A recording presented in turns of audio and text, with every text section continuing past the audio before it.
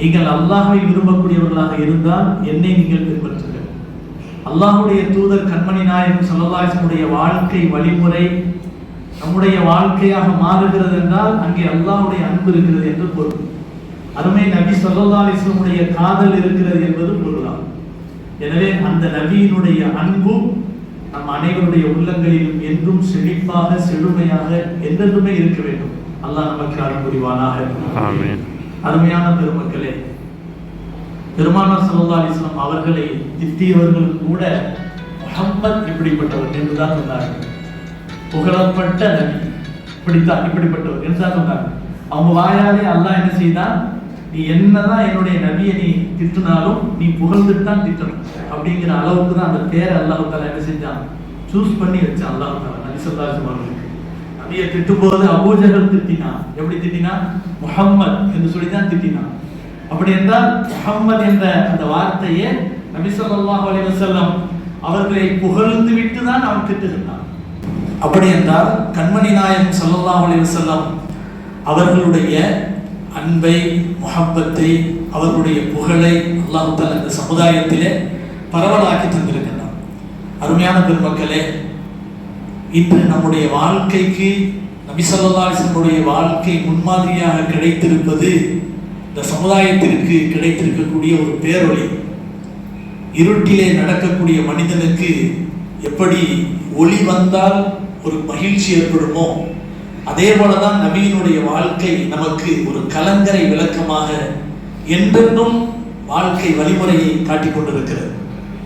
பெருமானார் ஸல்லல்லாஹு அலைஹி வஸல்லம் வார்த்தைகள் ஒவ்வொன்றுமே நம்முடைய வாழ்க்கையில பிற்காலத்திலே எவ்வளவு பின்னால் போனாலும் அதற்கு அழகான வழிமுறையை காட்டக்கூடிய வகையில் தான் அமைந்திருக்கிறது. இன்று ஃபஜ்ர் தொழுகைக்கு பின்னால ஒரு ஹதீஸ் படித்தேன். அந்த ஹதீஸ்ல ஹதீஸே உமர், அதாவது ஹதீஸே ஜிப்ரீல் சொல்லுவாங்க. ஸல்லல்லாஹு அலைஹி வஸல்லம் அவர்களிடத்துல ஒரு மனித உருவத்துல ஜிப்ரீல் அலைஹிஸ்ஸலாம் வந்தாங்க. ஈமான் என்றால் என்ன, இஸ்லாம் என்றால் என்ன, இஹ்சான் என்றால் என்ன, நபி அவர்கள் பதில் சொல்ல மனித உருவத்திலே இருந்தது அவர் மலக்குதான்னு சஹாபாக்களுக்கு தெரியாது. ஆனா சஹாபாக்களுக்கு பெரிய ஆச்சரியம் என்னன்னு சொன்னா, நபிகள் நாயகம் ஸல்லல்லாஹு அலைஹி வஸல்லம் அவர்கள் ஒவ்வொன்றுக்கும் பதில் சொல்ல வந்திருந்த மனிதர் ஏதோ டெஸ்ட் பண்ண வந்த மாதிரி சத்தத்தை நீங்க உண்மையா தான் சொன்னீங்க, கரெக்டா தான் சொன்னீங்க என்றே சொன்னார். தெரியாத ஒரு செய்தியை கேட்க வந்தா பதில் சொன்ன உடனே நல்லா சொன்னீங்க, பரவாயில்லை, எனக்கு நல்லா தெளிவா புரிஞ்சிருச்சு அப்படின்னு சொல்லுவோம். ஆனால் அவர் சொன்ன விதம் எப்படி இருந்தது தெரியுமா? நீங்க கரெக்டா சொன்னீங்க. அதுக்கு அடுத்து நபி ஸல்லல்லாஹு அலைஹி வஸல்லம் அவர்களிடத்திலே அந்த மனிதர் கேள்வி கேட்டார், கியாமத் நாள் என்றால் என்ன, அது எப்போது வரும்? உடனே நபி என்ன சொன்னாங்க தெரியுமா? கேள்வி கேட்கப்படக்கூடிய என்னை விட கேள்வி கேட்கக்கூடிய நீங்களே இதை பத்தி ரொம்ப தெரிஞ்சவங்க அப்படின்னு சொல்றாங்க ஸல்லல்லாஹு அலைஹி வஸல்லம். உடனே அவர் மறுப்பு தெரிவிக்கல. அதுக்கு பின்னால இன்னொரு அப்படின்னா என்ன, என்னுடைய கியாமத் நாளுடைய அடையாளத்தை சொல்லுங்க அப்படின்னு கேட்கிறாங்க. அப்ப நபி ஸல்லல்லாஹு அலைஹி வஸல்லம் அவர்கள் சொல்லும் போது அடையாளத்தை சொல்றாங்க. அதாவது அன் தலிதல் அமத்து ரப்பத்தஹா, இந்த வார்த்தையை கவனிக்கணும்.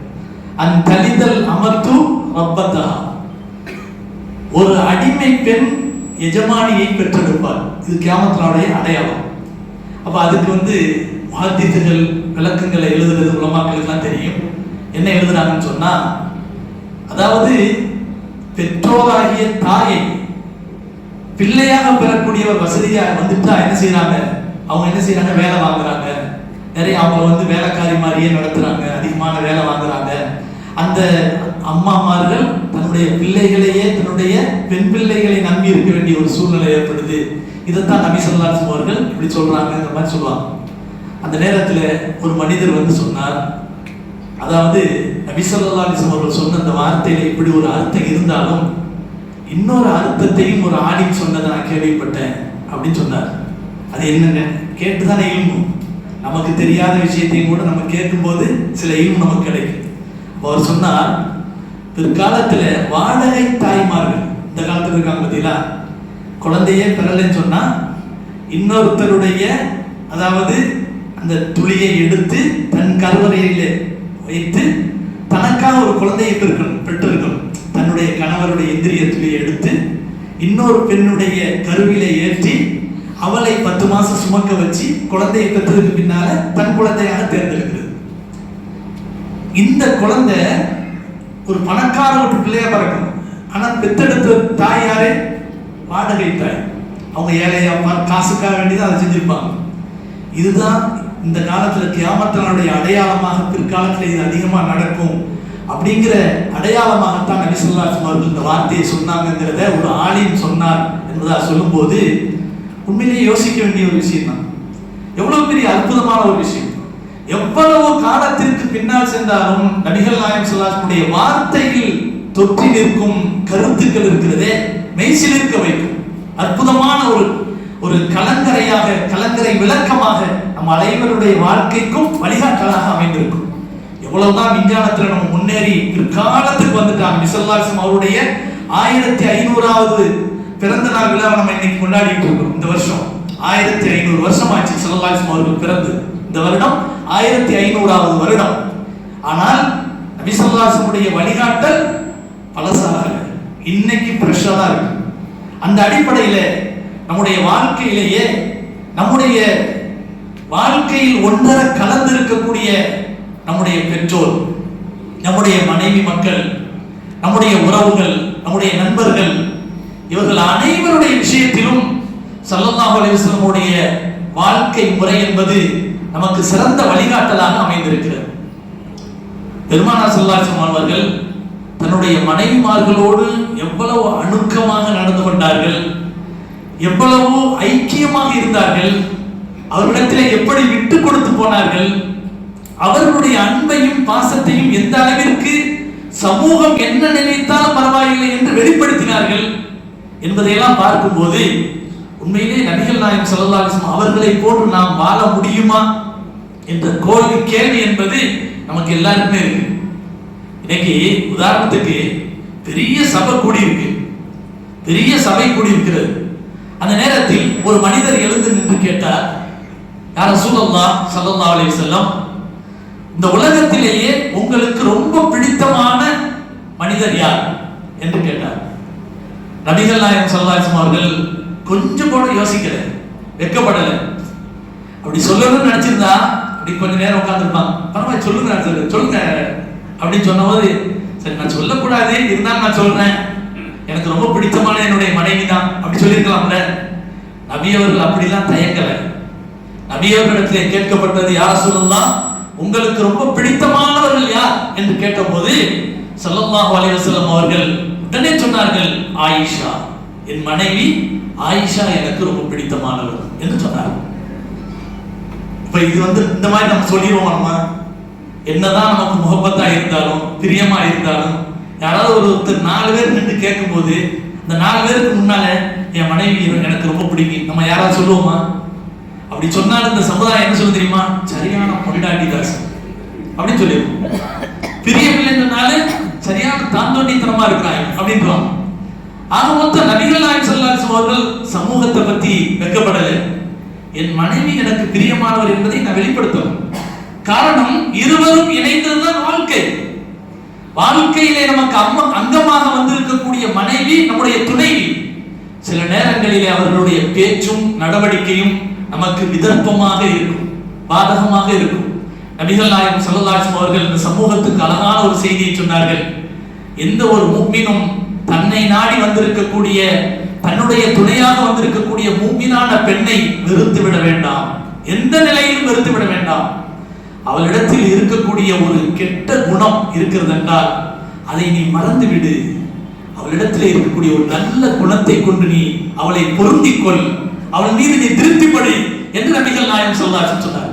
இதான் குடும்ப வாழ்க்கை. குடும்பம் இருந்தா எல்லா வகையிலும் 100க்கு 100 மார்க் வாங்கணும் அப்படிங்கிற முடியாது, மனிதனால் முடியாது. மனைவினா இப்படித்தான் இருப்பாங்க, கணவன்னா இப்படித்தான் இருப்பாங்க. நாம சொர்க்கத்தை இழந்து பூமிக்கு வந்தது காரணம் யாரு?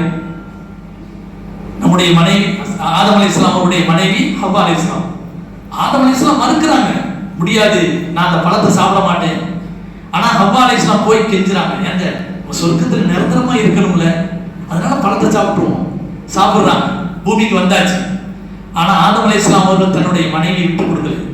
எவ்வளவு மகத்தான பூமி இது, சொர்க்கம். சொர்க்கத்திற்கு ஈடான ஒரு செல்வம் இந்த உலகத்தில் ஏதாவது இருக்கா? நபிகள் நாயகம் ஸல்லல்லாஹு அலைஹி வஸல்லம் சொல்வார்கள், சொர்க்கத்தினுடைய ஒரு சாட்டை போடக்கூடிய அளவுக்கு உள்ள இடம் இருக்கு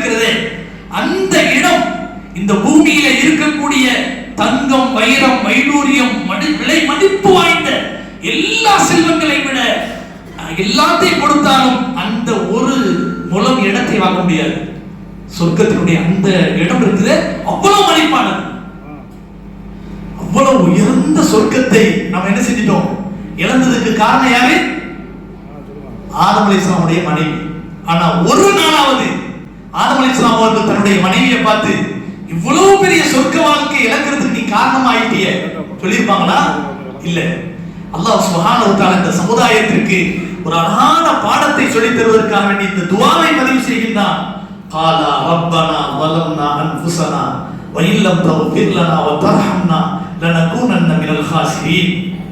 இந்த துஆவை ஆதம் அலைஹிஸ்ஸலாம் அவர்கள் கேட்டார்கள், ஹவ்வா அலைஹிஸ்ஸலாம் அவர்கள் கேட்டார்கள். இருவரும் இரு துருவங்களில் இருந்தார்கள், ரெண்டு பேரும் பக்கத்துல இல்ல. ஆதம் அலைஹிஸ்ஸலாம் அவர்களை ஹவ்வா அலைஹிஸ்ஸலாம் தேடுகிறார்கள், ஹவ்வா அலைஹிஸ்ஸலாம் அவர்களை ஆதம் அலைஹிஸ்ஸலாம் தேடுகிறார்கள். தேடுகின்ற போது யாருமே அந்த இரண்டு பேரிலும் யாரும் தனியாக துஆ செய்யவில்லை. இறைவா, நான் அநியாயம் செய்து விட்டேன், நான் பாவம் செய்து விட்டேன், என்னை நீ மன்னிக்கவில்லை என்றால், என் மீது நீ இரக்கம் காட்டவில்லை என்றால் நான் நஷ்டவாளியாகி விடுவேன் என்று ஆதம் அலைஹிஸ்ஸலாம் அவர்களும் சொல்லவில்லை, ஹவ்வா அலைஹிஸ்ஸலாம் அவர்களும் சொல்லவில்லை. மாறாக ரெண்டு பேருமே எப்படி துஆ செஞ்சாங்க தெரியுமா?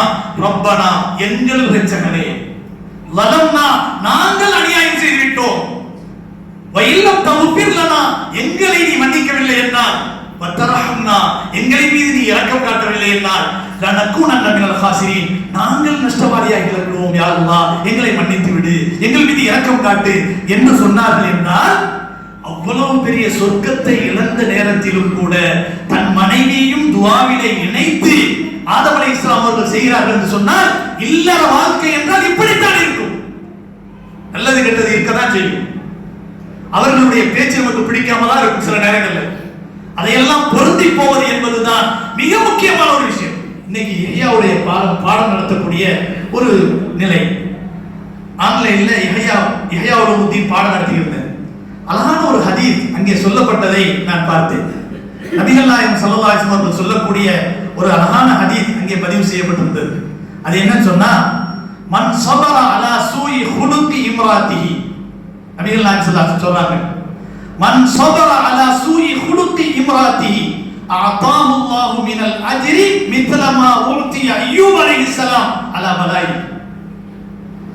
எவர் தன்னுடைய மனைவியினுடைய ஒரு கெட்ட குணத்தை மனம் பொறுத்து கொண்டாரோ அவருக்கு அல்லாஹ் தஆலா பல வருடங்களாக நோய்வாய்ப்பட்டு இருந்த அய்யூப் அலைஹிஸ்ஸலாம் அவருடைய பொறுமைக்கு என்ன கூலியை கொடுக்கிறானோ அதே கூலியை தன் மனைவியிடத்திலே இருந்த ஒரு கெட்ட குணத்தை தாங்கிக் கொண்ட ஒரு கணவனுக்கு அல்லாஹ் கொடுக்கிறான்.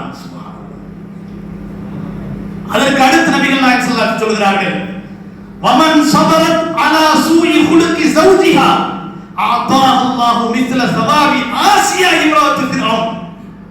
நபிகள் நாயகம் ஸல்லல்லாஹு அலைஹி வஸல்லம் சொன்னார்கள், ஒரு பெண் தன் கணவனிடத்திலே இருந்த ஒரு கெட்ட குணத்தை மனம் பொறுத்துக் கொள்வாரேயானால், தாங்கிக் கொள்வாரேயானால், அதற்கான பொறுமையை மேற்கொள்வாரேயானால், யாருடைய கூலி அல்லாஹ் கொடுக்கிறான் தெரியுமா? ஃபிரௌனுடைய மனைவியாக இருந்து ஈமானை ஏற்றுக்கொண்ட ஒரே காரணத்திற்காக நடு வீதியிலே படுக்க வைத்து அவருடைய கைகளிலும் கால்களிலும் ஆணிகளை அடித்து சாட்டையினால் சித்திரவதை செய்தான் ஃபிரௌன். அந்த நேரத்திலே அந்த அம்மையார் சொன்ன வார்த்தை என்ன தெரியுமா? ரப்பி பின்னி இந்தக்க பைத்தன் ஃபில் ஜன்னா, என்னுடைய இரட்சகனே, சொர்க்கத்திலே எனக்கு மாளிகை தருவாயாக, சொர்க்கத்திலே எனக்கு மாளிகை கட்டுவாயாக. அந்த வழியாக மூசா அலைஹிஸ்ஸலாம் போவார்கள். ஆசியா ஃபஸ்பிரி ஃபஸ்பிரி யா ஆசியா, ஆசியா நீ பொறுமையை மேற்கொள்வாயாக என்று சொல்வார்கள்.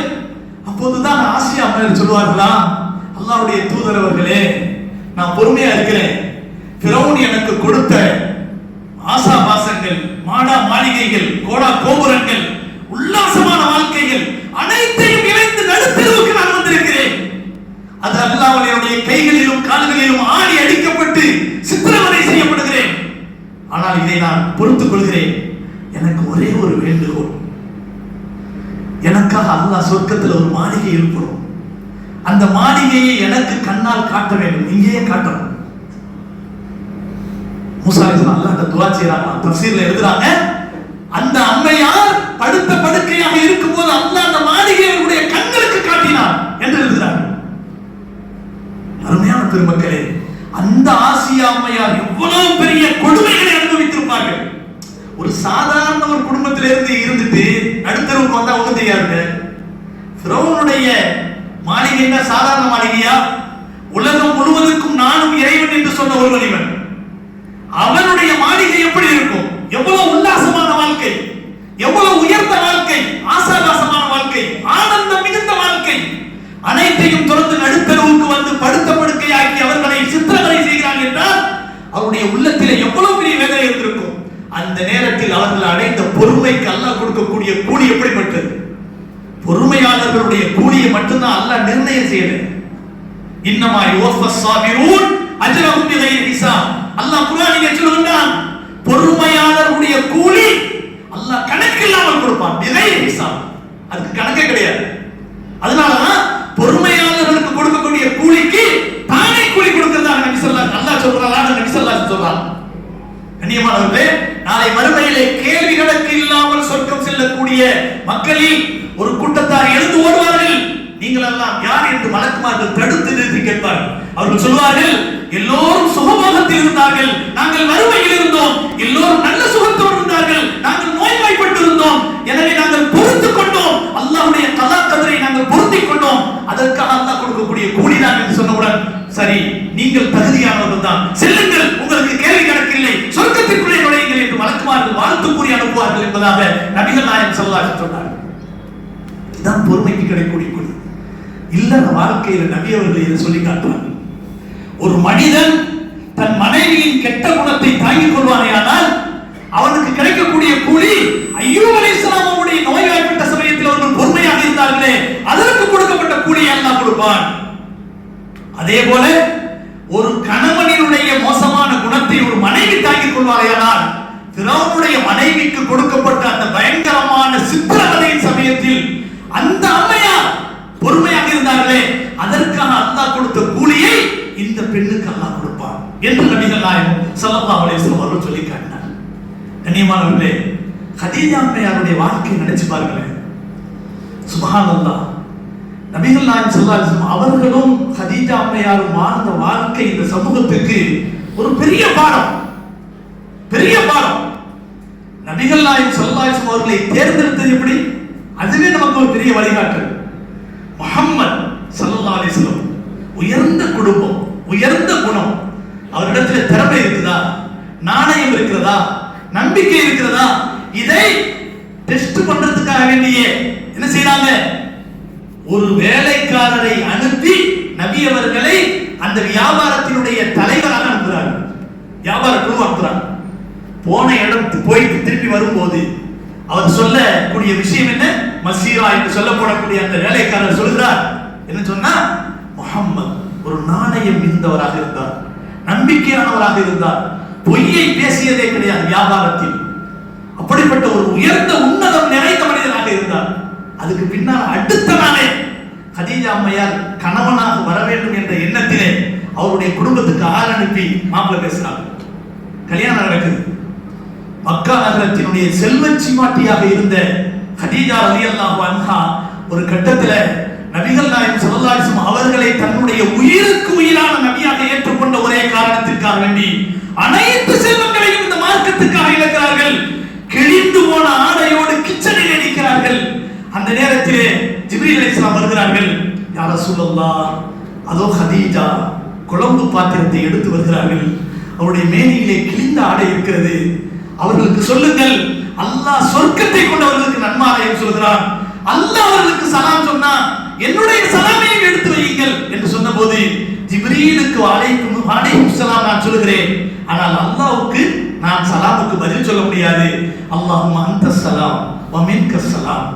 அல்லாஹ்வே சலாமாக இருக்கிறான், எனவே அல்லாஹ்வுடைய சலாமுக்கு நான் பதில் சொல்ல முடியாது என்று கதீஜா அம்மையார் சொன்னார். அவ்வளவு அறிவாளி, அவ்வளவு அறிவாளி. கதீஜா அம்மையார் வயதுல மூத்தவங்க, கல்யாணம் பண்ணியாச்சு, குழந்தைகள் எல்லாம் அவங்களுக்கு தான் பிறக்கிறாங்க. எல்லா குழந்தையும் அவங்களுக்கு பிறந்ததுதான். அதுக்கு பின்னால் இந்த உலகத்தை விட்டு பிரிஞ்சிட்டாங்க. நபிகள் நாயகம் ஸல்லல்லாஹு அலைஹி வஸல்லம் அவர்களுக்கு அவர் பகரமா கிடைச்ச மனைவி தான் கன்னிப்பெண் ஆயிஷா அம்மையார். அழகில் மிக சிறந்தவர்கள், அறிவு கூர்மையானவர்கள். இந்த சமுதாயத்துக்கு ஆயிஷா ரலியல்லாஹு அன்ஹா அவர்கள் அல்லாஹ் கொடுத்தது இருக்கிற பெரிய பாக்கியம். பெண் சமுதாயத்தினுடைய அத்தனை சட்டங்களும் அன்னை ஆயிஷா ரலியல்லாஹு அன்ஹா அவர்களின் மூலமாகத்தான் அல்லாஹ் தஆலா கொடுத்தான். 80 வயதுக்கு மேற்பட்ட அபூ மூஸல் அஷ்அரி ரலியல்லாஹு அன்ஹு அவர்களுக்கும் சில நேரங்களில் சந்தேகம் கேட்டபோது அவர்கள் என்ன செய்தார்கள்? திரைக்கு முன்னால் மண்டியிட்டு, அருமை அன்னை அவர்களே, எனக்கு இந்த சட்டம் தெரியவில்லை என்று கேட்பார்கள். அந்த நேரத்தில் ஆயிஷா அம்மையாருடைய வயசு என்ன இருக்கும்? 20-25 வயசு தான் இருக்கும். அபூ மூஸல் அஷ்அரி ரலியல்லாஹு அன்ஹுடைய வயசு என்ன இருக்கும்? அவருடைய வயசு 80க்கு மேல இருக்கும். ஆனால் அவர்களுக்கு உஸ்தாதாக ஆயிஷா அம்மையார் இருக்கிறார். ஏன் தெரியுமா? ஆயிஷா அம்மையாருடைய அறிவு அவ்வளவு நுட்பமானது, அவ்வளவு அற்புதமானது. இந்த பெண் சமுதாயத்திற்கு கிடைத்திருக்கக்கூடிய ஒரு அற்புதமான ஒரு அறிவாளி ஆயிஷா ரலியல்லாஹு அன்ஹா. அந்த ஆயிஷாவை சபையோர் முன்னிலையிலும் எனக்கு ரொம்ப பிரியமானவர் என்று சொல்லி காட்டிய சமயத்தில் ஆயிஷா ரலியல்லாஹு அன்ஹா அவர்கள் மீது முழு பிரியத்தை வைத்த நபி அவர்கள் சில நேரங்கள் அவங்க செஞ்ச தவற கூட கண்டிக்காம இருந்ததில்லை. இதான் குடும்பம். குடும்பம் இருந்தா எனக்கு பிரியமான மனைவி என்ன செஞ்சாலும் பரவாயில்லை அப்படி சொல்ல முடியாது. தர்பியத் செய்தார்கள். ஒரு மனைவியை திருமணம் முடிச்சு நபி ஸல்லல்லாஹு அலைஹி வஸல்லம் வர்றாங்க, பால் கொடுக்கப்படுகிறது. நபி ஸல்லல்லாஹு அலைஹி வஸல்லம் குடிங்க அப்படிங்கிறாங்க, கொஞ்சம் குடிக்கிறாங்க, போதுங்கிறாங்க, இன்னும் கொஞ்சம் குடிங்க அப்படிங்கிறாங்க. தன்னுடைய மனைவியை பார்த்து எனக்கு போதும் அப்படிங்கிறாங்க, இல்ல இன்னும் கொஞ்சம் குடிங்கிறாங்க, குடிக்கிறாங்க, இன்னும் குடிக்கிற உடனே அவங்க பசியோடு இருக்கிறாங்கன்னு ரசூலுல்லாஹ்வுக்கு தெரியும். அந்த அம்மா சொன்னாங்க, ஸல்லல்லாஹு அலைஹி வஸல்லம் மனைவி, எனக்கு பசி இல்லை, போதும். உடனே நபி என்ன சொன்னாங்க தெரியுமா? அருமை மனைவியே, உண்மையையும் பொய்யையும் கலந்து பேசாது என்று சொன்னாங்க. எந்த நேரம் புதுமண மனைவியாக வரக்கூடிய தன் மனைவியிடத்துல பசி இருந்தும் பசி இல்லைன்னு சொல்லக்கூடிய ஒரு விஷயத்தை சொல்லும் போது, அருமை மனைவியே, உண்மையையும் பொய்யையும் கலந்து பேசாதே என்று சொன்னார்களே, இதுதான் ஒரு குடும்பம். தன் மனைவி எவ்வளவு முகப்பத்தானவராக இருந்தாலும் தான் தோண்டித்தனமாக திரிவதற்கு அவர்களுக்கு அனுமதி கொடுக்க கூடாது. அதே போல கணவன் என்பவன் ஒரு மனைவி நினைத்தால் எவ்வளவு போக்கிரியாக இருந்தாலும் நிச்சயமாக அந்த கணவனை தன்னுடைய வழிக்கு கொண்டு வந்து திருத்துவதற்குரிய ஆற்றல் ஒரு மனைவியுடைய கையில் அல்லாஹ் கொடுத்திருக்கிறான். இவ்வளவு முகப்பத்தான ஒரு மனைவி ஆயிஷா அம்மையார். ஸல்லல்லாஹு அலைஹி வஸல்லம் அவர்கள் ஹதீஸ்ல வருது, ஏதாவது வீட்டில் ஒரு கறி ஆடு அறுத்தாங்கன்னு சொன்னா பல பங்கு வைப்பாங்க. அதுல ஒரு பங்கை எடுத்து இதை அந்த தோழி அந்த வீட்டுக்கு கொடுத்து அனுப்புங்க, அவங்க கதீஜாவுடைய தோழி. இன்னொரு பங்கு எடுத்து இதை எடுத்து கொடுங்க, இது கதீஜாவினுடைய உறவினர் வீடு. கதீஜா கதீஜா கதீஜா, எப்ப பார்த்தாலும் கதீஜா. ஆயிஷா அம்மையாருக்கு ஒரு கட்டத்துக்கு மேல பொறுக்க முடியல. ரசூலுல்லாஹ் எப்ப பார்த்தாலும் அந்த கிழவியை பத்தியே பேசுறீங்க. கேட்ட உடனே நபியருடைய முகம் செவந்துருச்சு. யாரை பார்த்து ஆயிஷா கிழவின்னு சொல்ற? கதீஜா யார் தெரியுமா? இந்த உலகமே என்னை எதிர்த்து நின்ற போது இந்த கதீஜா என்னை ஏற்றுக்கொண்டார். இந்த உலகமே எனக்கு எல்லா விதமான பொருளாதார தடைகளை செய்த போது அந்த கதீஜா தன் சொத்துக்கள் அனைத்தையும் எனக்காக இழந்தார். அல்லாஹ் சுப்ஹானஹு வ தஆலா அந்த கதீஜாவினுடைய இணைப்பின் மூலமாக தான் இந்த உலகத்தில் எனக்கு சந்ததி பாக்கியத்தை தந்தான். வேற எந்த மனைவியினுடைய மூலமாகவும் சந்ததி பாக்கியம் இல்லை. எத்தனை மகள்கள்? 4 மகள்கள். எல்லாருமே யாருக்கு பிறந்தவங்க? கதீஜா அம்மையாருக்கு பிறந்தவங்க. 3 மகன்கள் எல்லாருமே கதீஜாவுக்கு பிறந்தவங்க. ஒரே ஒரு இப்ராஹிம் ரலியல்லாஹு அன்ஹு அவர்கள் மட்டும் மாரியத்துல் கிப்தியா என்று சொல்லக்கூடிய ஒரு அடிமை பெண்ணுக்கு பிறந்தவர்கள். மற்ற எல்லாருமே யாரு? கதீஜா அம்மையாருக்கு பிறந்தவர்கள். இன்றைக்கும் நபிகள் நாயகம் ஸல்லல்லாஹு அலைஹி வஸல்லம் சந்ததிகள் உலகத்திலே வாழ்கிறார்கள் என்றால் அன்னை கதீஜா ரலியல்லாஹு அன்ஹா அவருடைய சந்ததி பாக்கியத்தின் மூலமாக கிடைத்ததுதான். நபி அவர்களுடைய அன்பு முஹப்பத் அவ்வளவு முக்கியமானதாக இருந்தது. மனைவியின் முக்கியம் என்பது சாதாரணமானது அல்ல. நபிகள் நாயகம் ஸல்லல்லாஹு அலைஹி வஸல்லம் அவர்கள் நேரம் ரொம்ப குறைவா இருக்கு, 9 மணிக்குள்ள முடிச்சிடணும். அதுக்கு முன்னால ஒரு 10 நிமிஷம் முன்னால முடிச்சாதான் மற்ற விஷயங்கள்லாம் இருக்கும், தொழுகைக்கு ரெடியாக முடியும். அதனால சீக்கிரமா முடிச்சிடறேன். அப்போ நபிகள் நாயகம் ஸல்லல்லாஹு அலைஹி வஸல்லம் அவர்கள் அவருடைய மகள் ருக்கையா ரலியல்லாஹு அன்ஹா உஸ்மான் ரலியல்லாஹு அன்ஹுக்கு கல்யாணம் பண்ணி கொடுத்தாங்க. கரெக்டா பத்ர் போர்க்களம் நடக்குது. அது ரொம்ப சிரமமான போர். மக்கள் இல்ல, வீரர்கள் இல்ல, உணவு இல்ல, ஆயுதம் இல்ல, வாகனம் இல்ல, ஆள் பற்றாக்குறை.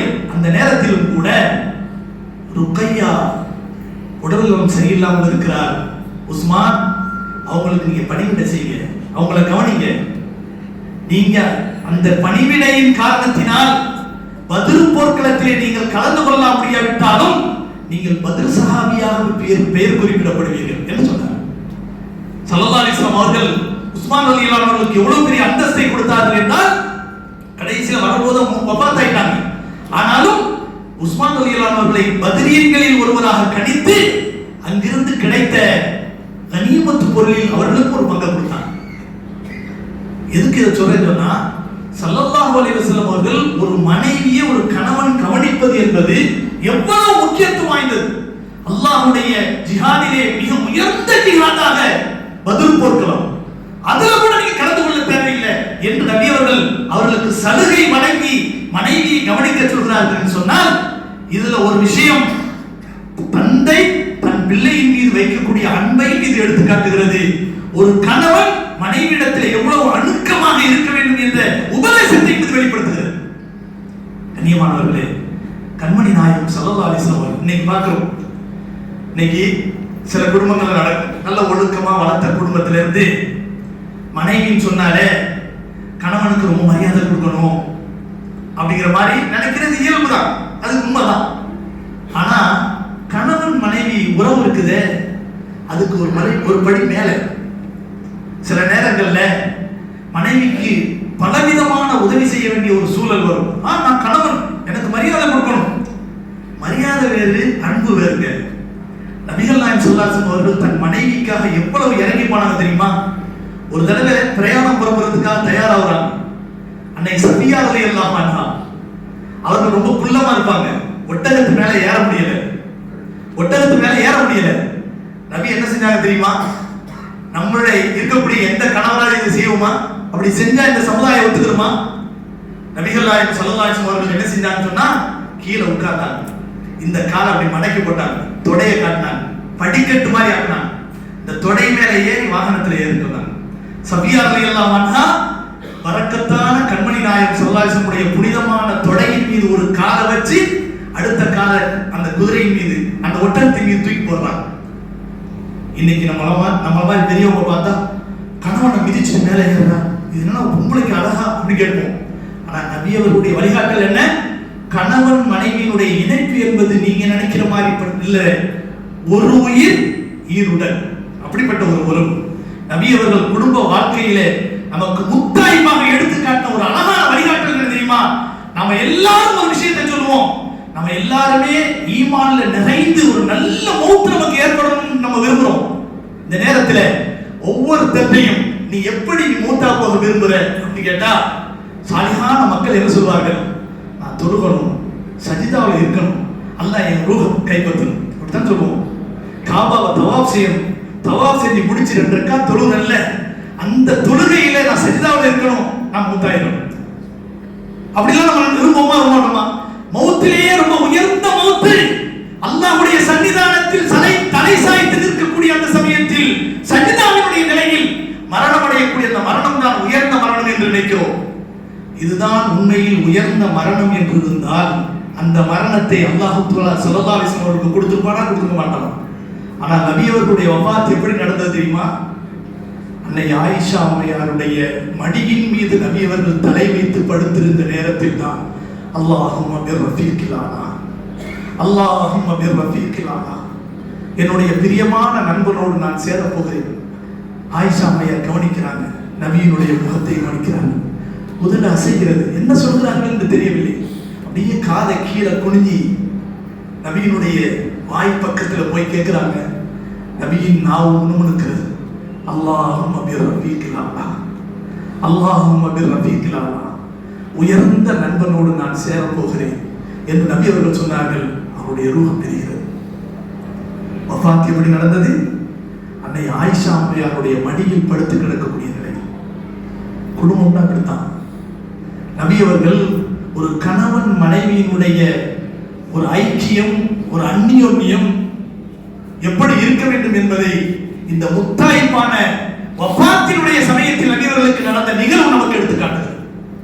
அருமையான பெருமக்களே, அதே போலதான் நபி ஸல்லல்லாஹு அலைஹி வஸல்லம் அவர்கள் தங்களுடைய பிள்ளைகளிடத்தில் நடந்து கொண்ட விதம், இன்னும் சொல்லிக்கிட்டே போலாம். மனைவிமாரிடத்தில் நடந்து கொண்ட விதத்தை பத்தி, பிள்ளைகளிடத்தில் நடந்து கொண்ட விதம், ஒவ்வொரு கட்டத்திலும் அன்பையும் பொழிந்தார்கள், அதே சமயம் அவர்களுக்கு ஒழுக்கத்தையும் கற்றுக் கொடுத்தார்கள். அன்னை பாத்திமா ரலியல்லாஹு அன்ஹா அவர்கள் தான் ஸல்லல்லாஹு அலைஹி வஸல்லம் அவர்களோடு அதிகமான வாழ்க்கையில சம்பந்தப்பட்டவர்கள். அன்னை பாத்திமா ரலியல்லாஹு அன்ஹா நபி ஸல்லல்லாஹு அலைஹி வஸல்லம் அவர்களை சந்திக்க வருவார்களே, ஆனால் எந்த தந்தையாவது இதை செஞ்சிருப்போமா? நபி என்ன செய்வாங்க தெரியுமா? எந்திரிச்சு வந்து வாசல்ல இருந்து அன்னை பாத்திமா அம்மையார பிடிச்சி கையை பிடிச்சி முத்தம் கொடுத்து கூட்டிக்கிட்டு வந்து தன்னுடைய இருக்கைக்கு வலது பக்கமோ இடது பக்கமோ பக்கத்துல உட்கார வச்சு நெருக்கமா உட்கார்ந்து பேசுவாங்க. ஒரு தடவை ஹதீஸ்ல கேள்விப்படுறோம், கண்மணி நாயகம் ஸல்லல்லாஹு அலைஹி வஸல்லம் அவர்களிடத்துல அடிமைகள் நிறைய பேர் வந்திருக்கிறாங்க, எனக்கு வேலை செய்யறதுக்கு ஆளே இல்லை, வேலை பளு அதிகமா இருக்கு. அலி ரலியல்லாஹு அன்ஹு சொன்னாங்க, தந்தைக்கு போய் ஒரு அடிமையை வாங்கிட்டு வா, நம்ம வாழ்க்கைக்கு துணையா இருக்கும் அப்படின்னு சொன்ன உடனே போறாங்க. இந்த மாதிரி நபி ஸல்லல்லாஹு அலைஹி வஸல்லம் பெரிய கூட்டத்தில் உட்கார்ந்து பேசுறாங்க. பாத்திமா ரலியல்லாஹு தூரத்தில் நின்று பார்க்கறாங்க. கூட்டத்துல தன்னுடைய கோரிக்கையை சொல்றதுக்கு வெட்கமா இருந்துச்சு. அப்படி பார்த்தாங்க, நபி இருக்கிற நிலைமை சரியில்லை, நம்ம விட்டு போயிட்டாங்க. வீட்டுக்கு போன பிறகு இஷா முடிஞ்சது. இஷா முடிந்ததுக்கு பின்னால் நபி அவர்கள் என்ன செய்யறாங்க, எவ்வளவு பாசமான தந்தை பாருங்க, என் மகன் வந்துட்டு போனாங்களே, ஏதோ ஒரு எதிர்பார்ப்புல வந்தாங்களே, அவங்களுடைய அந்த எதிர்பார்ப்பை நான் நிறைவேற்றணுங்கிற எண்ணத்துல போறாங்க. சாப்பிட்டுட்டு வேலையெல்லாம் முடிச்சுட்டு படுக்கையில அலி ரலியல்லாஹு அன்ஹுவும் பாத்திமா அம்மையாரும் படுக்க போறாங்க. நபி என்ன செஞ்சாங்க தெரியுமா? நேரா போனாங்க, பாத்திமா அம்மையாருக்கும் அலி ரலியல்லாஹு அன்ஹுவுக்கும் நடுவுல போய் உட்கார்ந்துட்டாங்க. நபியினுடைய தொடையின் சூடு எங்களுடைய தொடையில் பட்டது என்று அலி ரலியல்லாஹு அன்ஹு சொல்றார்கள். அவ்வளவு நெருக்கமாக உட்கார்ந்தார்கள். உட்கார்ந்து சொன்னாங்க, பாத்திமா எதுக்கும் நீ வந்த மாதிரி தெரிஞ்சது, ஏன் வந்த? ஏதாவது வேணுமா? ஆமையார சொல்லுவா, நான் தெரிஞ்சு அரைச்சி கையெல்லாம் வலிக்குது, வீட்டை பெருக்கி ஆடையெல்லாம் அழுக்க போயிருது, தண்ணீர் இறைத்து என்னுடைய உடம்பெல்லாம் சோர்ந்து போச்சு, பிள்ளைகளையும் கவனிக்க முடியல, என்னுடைய குடும்பத்தையும் பார்க்க முடியல, வேலைக்கு ஒரு துணைக்கு ஒரு ஆள் இருந்தா நல்லா இருக்குமேங்கிற எண்ணத்துல என்னுடைய கணவர் சொன்னாரு, அதை உங்களுக்கு கோரிக்கையா வைக்கலாம் வந்தேன். நபி ஸல்லல்லாஹு அலைஹி வஸல்லம் என்ன சொன்னாங்க தெரியுமா? இதான் தர்பியாங்கிறது. பாத்திமா, இரவு நேரத்தில் எல்லா வேலையும் முடிச்சுட்டு படுக்கையிலே நீ அமர்ந்து உறங்க போகிற நேரத்தில் சுப்ஹானல்லாஹ் 33 தடவை சொல், அல்ஹம்துலில்லாஹ் 33 தடவை சொல், அல்லாஹு அக்பர் 34 தடவை சொல். காலையில் நீ எழும்போது உன் உடலில் ஏற்பட்ட அந்த களைப்பு வலி அனைத்தும் நீங்கிவிடும் என்று நபி ஸல்லல்லாஹு அலைஹி வஸல்லம் சொன்னார். அலி ரலியல்லாஹு அன்ஹு சொல்றார்கள், என்னுடைய வாழ்க்கையில ரொம்ப இக்கட்டான நெருக்கடியான பிஸியான நேரம் ஜமல் போர், எதிரிகள் எந்த பகுதியிலிருந்து தாக்குவார்கள் என்று தெரியாத ஒரு கேள்விக்குறியோடு இருக்கக்கூடிய நேரம், அந்த நேரத்திலும் நபி அவர்கள் சொல்லி தந்த இந்த தஸ்பீஹை நான் ஓதினேன் என்று சொன்னார். இதான் சஹாபாக்கள். பாத்திமா அம்மையார் மீது நபி அவர்கள் வைத்திருந்தால் அன்பை பற்றி நமக்கெல்லாம் தெரியும். கித்அத்தும் மின் கமிதி, என் ஈரக்குலையின் ஒரு துண்டு என்று நபி அவர்கள் சொன்னார்கள். அந்த பாத்திமா தேவை என்று வருகிற போது நபி அவர்கள் திக்ரை சொல்லி தர்பியா செய்கிறார்கள். இதான் அன்பு. நபி அவர்கள் சொன்னார்கள், பாத்திமா, காலையும் மாலையும் அடைந்து விட்டால் நீ ஒரு திக்ரை ஏன் செய்யாமல் இருக்கிறாய்? யா ஹய்யு யா கய்யூம் பிரஹ்மத்திக நஸ்தகீத் அஸ்லிஹ் லி ஷஅனி குல்லா வலா தகில்னி இலா நஃப்ஸி தர்ஃபத ஐன். இந்த துஆவை நீ ஓதுவாயா என்று சொன்னாங்க. ஒரு மஜ்லிஸ்ல ஹஸரத் அவர்கள் சொன்னாங்க, மஜ்லிஸ்கள் உருவாகுவதற்கு காரணமே நடைமுறையில் நம்முடைய வாழ்க்கையில ஒரு இல்ம கொண்டு வரணும் அப்படிங்கிறதுக்காக. இந்த சபையினுடைய இல்மாக நாம் எடுத்துக்கொள்வோம். ஒவ்வொரு மனிதரும் தூங்க போற நேரத்தில் சுப்ஹானல்லாஹ் 33 தடவை, அல்ஹம்துலில்லாஹ் 33 தடவை, அல்லாஹ் அக்பர் 34 தடவை. அது அல்லாமல் இது நிறைவே செய்வோம். நபி அவர்களுக்கு ஏதாவது கவலைகள் கஷ்டங்கள் ஏற்பட்டால் நபி அவர்கள் சொல்லக்கூடிய, தவறாமல் எப்போதும் சொல்லக்கூடிய ஒரு அழகான திக்ர், யா ஹய்யு யா கய்யூம் யா ஹய்யு யா கய்யூம் பிரஹ்மத்திக அஸ்தகீஸ் அஸ்லிஹ் லி ஷஅனி குல்லா வலா தகில்னி இலா நஃப்ஸி தரஃபத ஐன். நபி அவர்கள் சொன்ன திக்ர். இப்படி சொன்னால் கவலைகள் நீங்கிவிடும், கஷ்டங்கள் நீங்கிவிடும். நபி அவர்கள் சொன்னார்கள், யா ஹய்யு யா கய்யூம், நித்திய ஜீவனே, நிரந்தரமானவனே, யா ஹய்யு யா கய்யூம் பிரஹ்மத்திக அஸ்தகீஸ், உன்னுடைய ரஹ்மத்தை கொண்டு நான் உதவி தேடுகிறேன். அஸ்லிஹ் லி ஷஅனி குல்லா, என்னுடைய காரியங்கள் அனைத்தையும் சீராக்குவாயாக. வலா தகில்னி இலா நஃப்ஸி தரஃபத ஐன், என்னுடைய இமைக்கும் கண்ணிமைக்கும் நேரம் கூட என்னுடைய தேவைகளை விட்டும் என்னை நீ பாராமுகமாக ஆக்கிறாய். எப்போதுமே என் மீது நீ அக்கறையோடு இருந்து எனக்கு உதவி செய்வாயா. எவ்வளவு அழகான துவா. நபிகள் நாயகம் ஸல்லல்லாஹு அலைஹி வஸல்லம் ஃபாத்திமாவுக்கு சொல்லி கொடுத்தாங்க.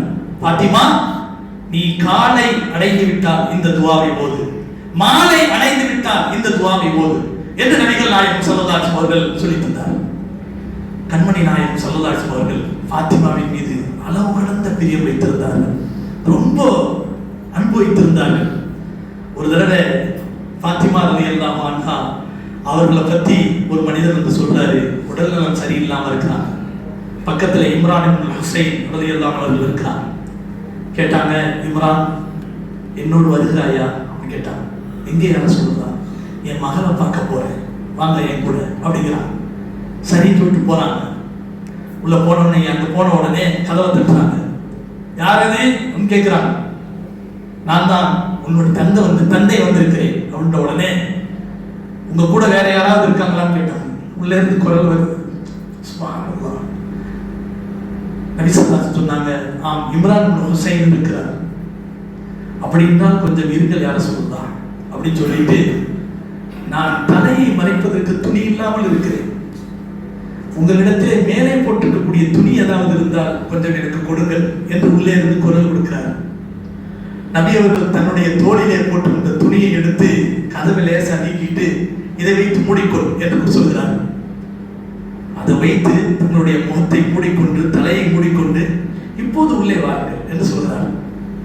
உள்ளே வந்தவுடன், அன்பு மகள் ஃபாத்திமாவே, நீ எப்படி இருக்கிறாய் என்று கேட்கிறார். ஃபாத்திமா ரலியல்லாஹு அன்ஹா சொன்னார்கள், யா ரசூலுல்லாஹ், நான் சாப்பிட்டு 3 நாட்கள் ஆகிவிட்டன. சாப்பிட்டு 3 நாட்கள் ஆகிவிட்டன. அது அல்லாமல் 3 நாட்களாக நான் உடல்நலம் சரியில்லாமல் இருக்கிறேன். என்னுடைய உடல்நல குறைவும் பசியும் சேர்ந்து நான் ரொம்ப வாடி போயிருக்கிறேன் யா ரசூலுல்லாஹ் என்று சொன்னவுடன், ஃபஸ்பிரியா ஃபாத்திமா, பொறுமையா இரு ஃபாத்திமா.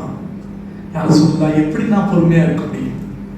கண்மணி நாயகம் ஸல்லல்லாஹு அலைஹி வஸல்லம் என்ன சொன்னார்கள் தெரியுமா? ஃபாத்திமா, இந்த உலகத்தில் நீ கஷ்டத்தை நீ பெருசாக நினைக்கிறாய், ஆனால் நாளை மறுமையிலே சொர்க்கத்தினுடைய பெண்களுக்கு தலைவியாக இருப்பதை நீ விரும்பவில்லையா அப்படின்னு கேட்டார். சொர்க்கத்தின் பெண்களுக்கு தலைவியாக இருப்பதை நீ விரும்பவில்லையா அப்படின்னு கேட்டார். உடனே ஃபாத்திமா ரலியல்லாஹு கேட்டாங்க, யா ரசூலுல்லாஹ், நீங்க தான் சொன்னீங்க சொர்க்கத்து பெண்களுக்கு மரியம் அலைஹிஸ்ஸலாம் தலைவின்னு சொன்னீங்க, ஆசியா அம்மையார் தலைவின்னு சொன்னீங்க, எனக்கு இப்படி சொல்றீங்களே அப்படின்னு கேட்கும்போது நபி ஸல்லல்லாஹு அலைஹி வஸல்லம் சொன்னாங்க, அவர்கள் காலத்து பெண்களுக்கு அவர்கள் தலைவியாக இருப்பார்கள், என் உம்மத்தினுடைய பெண்கள் அனைவருக்கும் சொர்க்கத்து தலைவியாக நீ இருப்பாய் என்று சொன்னாங்க. எவ்வளவு ஆறுதலான வார்த்தைகள். ஆனால் சாதாரண பிரியம் இல்லை, என்னுடைய ஈரக்குலையின் ஒரு துண்டு என்று சொல்லக்கூடிய அளவுக்கு தன் மகளை உயர்த்தி பேசிய ஒரு உன்னத நபி தன்னுடைய மகளுக்கு ஆறுதல் சொல்லக்கூடிய ஒரு விஷயம். இப்போ எனக்கு முன்பாக பேசிய உலமா பெருமக்கள் ஹஸரத் அவர்கள் இல்லாட்டி தம்பி சதாம் ஹுசைனும் எதுவும் பேசினாங்க. அதாவது உணவு ஹஸரத் தான் பேசினாங்க. அபூ அய்யூப் அன்சாரி ரலியல்லாஹு அவருடைய வீட்டுக்கு போனதுக்கு பின்னால கறி சமைச்சு கொடுக்குறாங்க. ஸல்லல்லாஹு அலைஹி வஸல்லம் சொன்னாங்க, ஃபாத்திமா சாப்பிட்டு 2 நாள் ஆச்சு, ரொம்ப பசியோடு இருப்பாங்க, அவங்களுக்கு கொஞ்சம் கொடுத்து அனுப்புங்க சொன்னாங்களா இல்லையா? எவ்வளவு பெரிய ஒரு எளிமையான வாழ்க்கை. நபி அவர்கள் நினைத்திருந்தால் உஹது மலையும் தங்கமாக அவர்களுக்கு கிடைத்திருக்கும். நபி அவர்கள் அதை ஏற்றுக்கொள்ளவில்லை.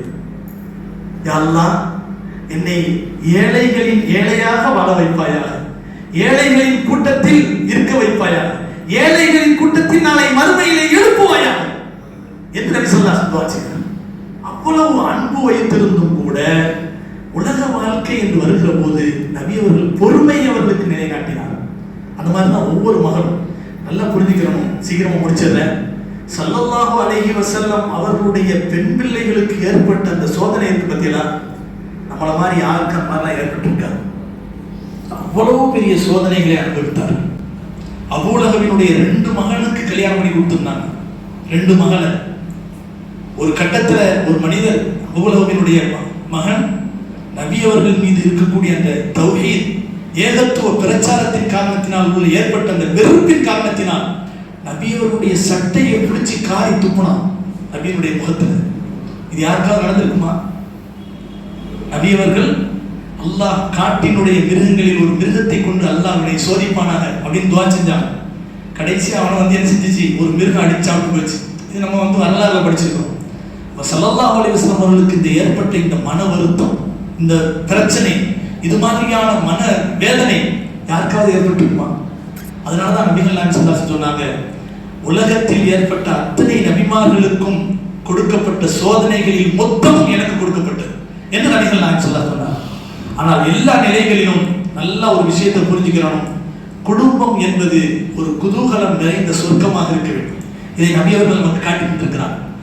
மதீனாவினுடைய வாழ்க்கை, நபியவருடைய வாழ்க்கை 10 வருஷ காலம். ஆனால் 10 வருட காலத்துல எத்தனை போர்க்களங்களை நபியவர்கள் சந்திச்சிருப்பாங்க. 20க்கு மேற்பட்ட போர்க்களங்களில் நபியவர்கள் நேரடியாக கலந்திருக்காங்க. பல போர்க்களங்களை ஆள் அனுப்பியிருக்கிறாங்க. பல தூதுவர்களை சந்தித்திருக்கிறாங்க.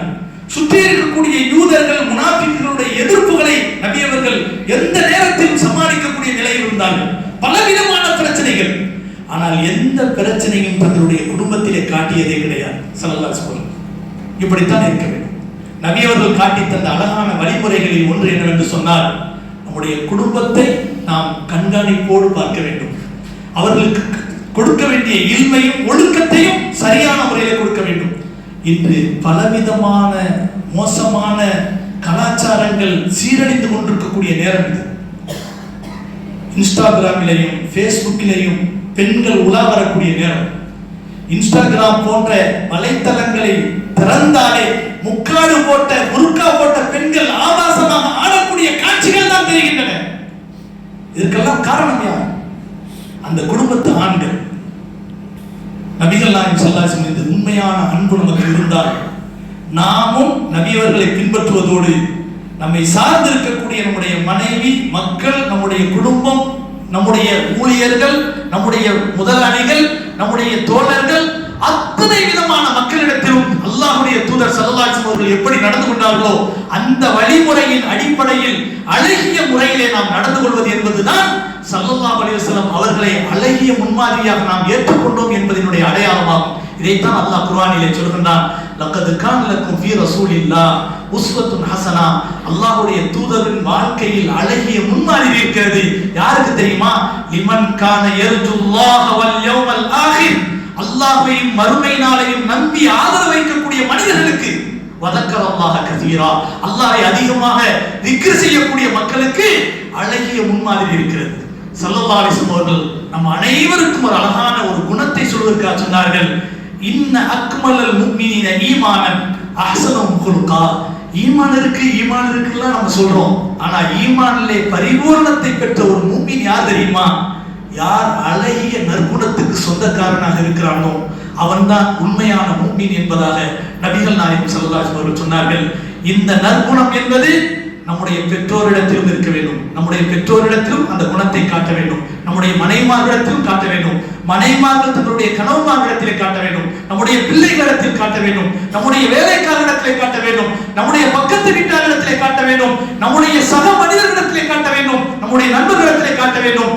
ஆக நம்மை சுற்றி இருக்கக்கூடிய எந்த சமூகமாக இருந்தாலும், அவர்கள் மாற்று மதத்தை சார்ந்தவர்களாக இருந்தாலும், நம்முடைய நற்குணத்தை அவர்களுக்கு வெளிப்படுத்தி காட்டுவதன் மூலம் பெரிய தாவாவை நாம் செய்ய வேண்டும். நாம் செய்யக்கூடிய தாவாவிலே பெரிய தாவா என்ன தெரியுமா? நம்முடைய இஸ்லாமிய நற்குணத்தை அவர்களுக்கு வெளிப்படுத்துவது. அதன் மூலம்தான் ஈமான் இந்த உலகத்தில் பரவுனுச்சு. அதிகமாக பரவுனது வலிமார்கள் போன்றவர்கள் கடலோர பகுதியில் இன்றி அடங்கி இருக்கிறார்களே, கொத்து கொத்தாக ஒட்டுமொத்த ஊராக முஸ்லிம் ஊராக இருப்பதற்கு காரணம் தெரியுமா? அது மாதிரி வந்த வியாபாரிகளும் வலிமார்களும் தங்களுடைய நற்குணங்களை அந்த மக்களுக்கு மத்தியிலே வெளிப்படுத்தினார்கள்.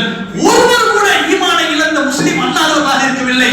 அத்தனை பேர் முஸ்லிமாக மாறினார்கள். காரணம், இஸ்லாம் என்றால் இவ்வளவு இனிமையான குணமுடையதா என்று நினைத்தார்கள். இதுதான் உண்மையான தாவா. பிரச்சாரத்தின் மூலம் செய்யக்கூடிய தாவாவை விட நம்முடைய அழகான நற்குணத்தின் மூலம் மக்களுடைய உள்ளங்களை வசீகரிப்பது என்பதுதான் நபி அவர்களும் சஹாபாக்களும் நமக்கு காட்டி தந்த வழிமுறை. அல்லாஹ் சுப்ஹானஹு வ தஆலா அப்படிப்பட்ட அழகிய வழிமுறைகளையும் அழகிய நற்குணங்களையும் வாழ்க்கை முறைகளையும் அல்லாஹ் நம் அனைவருக்கும் தந்து அருள் புரிவானாக. கண்மணி நாயகம் ஸல்லல்லாஹு அலைஹி வஸல்லம் மீது உண்மையான அன்பையும் முஹப்பத்தையும் வைப்பதோடு அந்த முஹப்பத்தின் அடையாளமாக நம்முடைய அவருடைய வாழ்க்கையை அல்லாஹ் சீர்படுத்தி சிறப்பாக்குவானாக. நாளை மறுமையிலே கண்மணி நாயகம் ஸல்லல்லாஹு அலைஹி வஸல்லம் அவர்களோடு சொர்க்கத்திலே வாழும் நற்பாக்கியத்தை அல்லாஹ் நம் அனைவருக்கும் தந்து அருள் புரிவானாக. வாய்ப்புக்கு நன்றி கூறி விடைபெறுகிறேன். வஆகிரு தஅவானா அல்ஹம்துலில்லாஹி ரப்பில் ஆலமீன். அஸ்ஸலாமு அலைக்கும் வரஹ்மத்துல்லாஹி வபரகாத்துஹு.